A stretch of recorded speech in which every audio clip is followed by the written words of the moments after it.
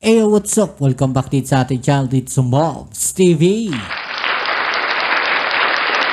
Alright, so tayo nagbabalik muli mga kababayan. At itong ating pag-uusapang balita ngayon mga kababayan ay siguradong ikaka-high blood na naman ng mga DDS at ni VP Sara Duterte mga kababayan.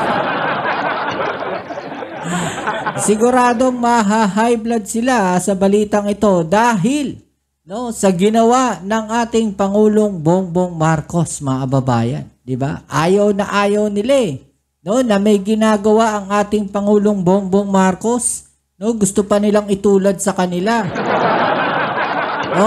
Gusto nilang itulad sa kanila na wala nang ibang ginawa kundi mamulitika. Ibalik lang natin sa kanila yung kanilang mga sinasabi na lahat ng ginagawa ng ating Pangulong Bongbong Marcos ay puro pamumulitika. Sino ba mga kababayan? Sa tingin ninyo, sino ba ang namumulitika palagi? I-comment nyo nga po dyan sa ibaba kung sino ang laging namumulitika. Okay, so alamin natin tong balita na to, pero syempre bago ang lahat, please don't forget to subscribe, like, share at comment dyan sa comment section. At huwag nyo pong kakalimutang i-click ang notification bell para updated kayo pag may mga latest video uploads tayo. Shoutout sila sa mga bago natin subscribers dyan. Maraming salamat sa inyong suporta. At kayo po ay palaging nandiyan dyan sa ating mga video uploads. Maraming salamat sa inyo. Okay. So alamin natin, ano nga ba itong ginawa ng ating Pangulong Bongbong Marcos na ikaka-high blood ng mga nasa kabilang parlor? Let's go. Inaayos na po natin ang ating agrikultura. Nakita naman po natin ang kalagayan ng ating mga magsasaka at ang mataas na presyo ng mga bilihin. Ayan, inaayos na ng ating Pangulong Bongbong Marcos ang agrikultura. Actually, matagal na po niya yung inaayos mga kababayan. Kaya nga kinuha niya yung Department of Agriculture. Kasi yan yung gustong-gusto niyang gawin. Dahil alam ng Pangulong Bongbong Marcos natin na kailangan nating i-develop, suportahan ng gobyerno ang agrikultura. Bakit? Yan kasi ang number 1 na kailangan natin. Ang mababang presyo ng bilihin. Kaya yan naman ang ginagawa ng ating Pangulong Bongbong Marcos. At yung ginagawa na yan ng ating Pangulong Bongbong Marcos ay ayaw na ayaw po nila. Kasi pagka yan po ay nagtagumpay, mga kababayan, magkakaroon tayo ng mababang presyo ng bilihin. Lalakas ngayon ang pangalan ng ating Pangulong Bongbong Marcos. Ayaw nila yan. Ayaw nila yan. Ayaw nila na ang Pilipinas ay aangat. Ayaw nila na ang Pangulong Bongbong Marcos, mga kababayan, ay may gagawing tama para sa ating bansa. Ayaw nila, mga kababayan, na makabili ng murang bilihin ang ating mga kababayan. In short, wala silang pakialam sa mga mamamayan. Diba? Yung 20 pesos nga na bigas, tinuligsa nila Diba? Imbis na suportahan nila yung 20 pesos na bigas na proyekto ng ating Pangulong Bongbong Marcos, anong ginawa nila? Pinulitika nila. Diba?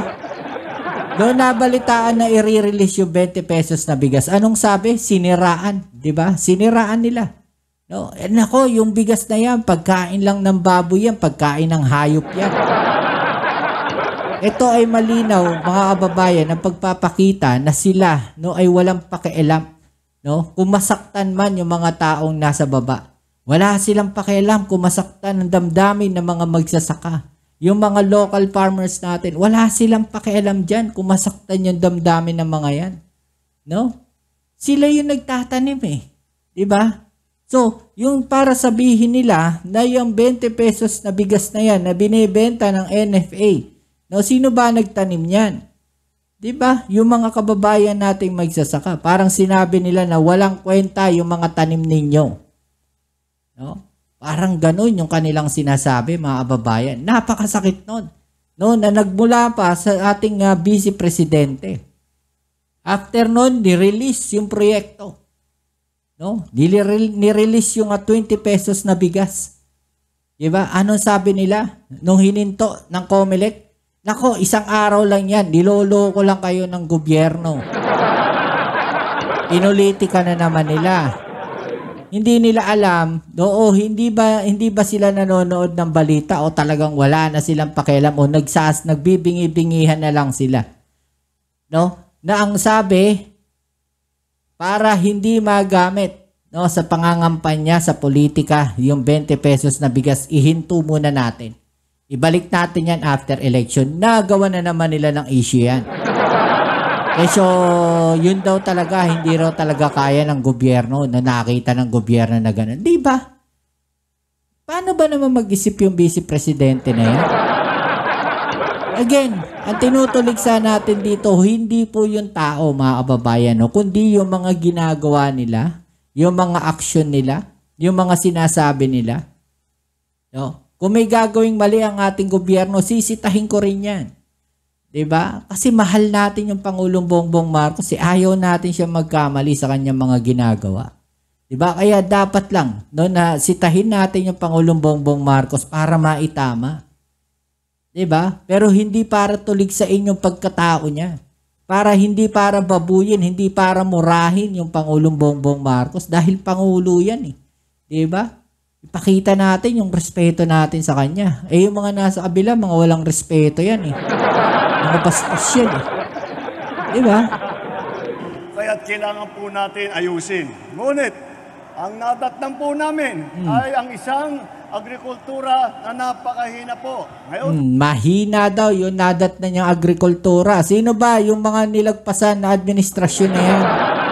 Wala akong sinabing specific ha. Sino yung mga nilagpasan ng administrasyon na yan? Sino yung mga nauna? Diba? Sabihin natin hindi lang yung dating Pangulong Duterte. No? Sabihin natin yung mga nauna pa sa kanya. Pinabayaan yung sektor ng agrikultura. Anong ginawa ng ating Pangulong Bongbong Marcos? Pinalalakas. No? Tinututukan yung sektor ng agrikultura. Yun yung ginagawa ng ating Pangulong Bongbong Marcos. Diba? Kaya ginagawan po namin ang paraan. Mula po sa nakaraang 2 taon, nakapagpatayo na tayo ng 150 na rice processing plant. Grabe, no? 150 na rice processing plant ang pinatayo ng ating Pangulong Bongbong Marcos. Para matulungan itong mga magsasaka na to. Mga kababayan, ganun po ang kanyang ginawa, no? Para mapalakas yung ating sektor ng agrikultura. Diba? Na hindi nagawa ng mga nakaraang administrasyon. Hindi ko alam ano yung mga tinutukan nila nun, no? Sa taong 2025, magtatapos tayo ng 20 pa, magsisimula tayo ng 50 pa. Ang dami pang itatayo, mga kababayan. Diba? Hindi nila nagawa yan. No, hindi nila naisip yan. Kasi baka ang iniisip lang nila yung mga pansariling interes. Baka ang iniisip nila yung paano sila makakaupo sa mga susunod na taon. Noong isang linggo, binuksan ko, inaugurate ko, ang una. Hindi nga ako, nagulat nga ako. Sabi ko, dito sa Pilipinas, dapat marami na ito. Ang unang coconut processing plant dito sa Pilipinas para naman ang ating mga coconut planters ay mabigyan natin ng pagkakataon na makipagkompetensya hindi lamang dito sa Pilipinas kung hindi po sa abroad, sa international market. Grabe, no, mga kababayan.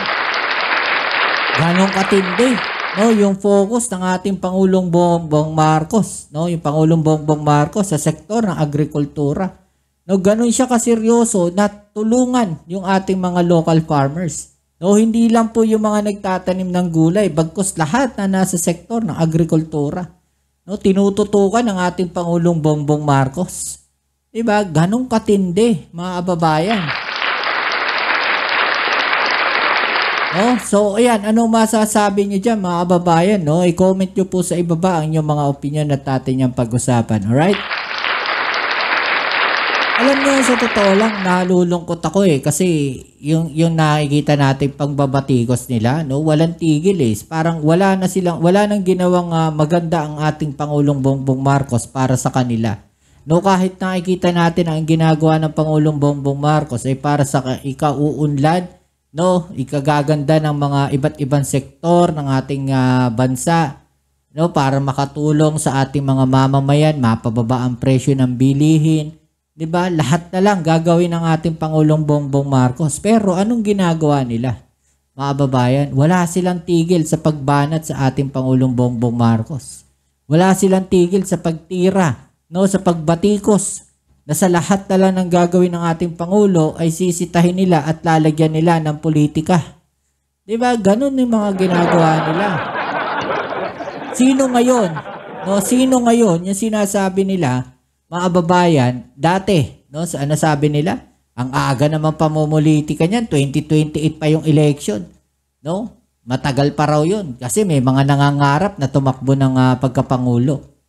Mga kababayan, kung titignan ninyo, parang nililihis nila yung totoong issue.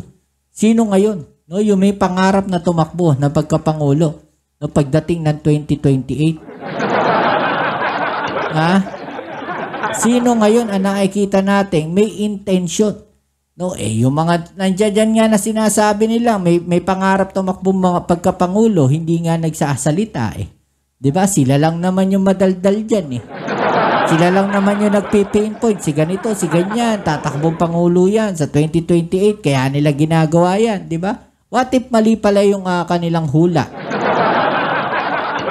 Simple lang, babalik na rin nila yan. Sasabihin nila, natakot sila kasi si BP Sara kalaban. Di ba? Ayan, kita-itsali tayo sa ating next video upload. Ito ang inyong Kuya Mobs, it's on Bobs TV. Peace and hell.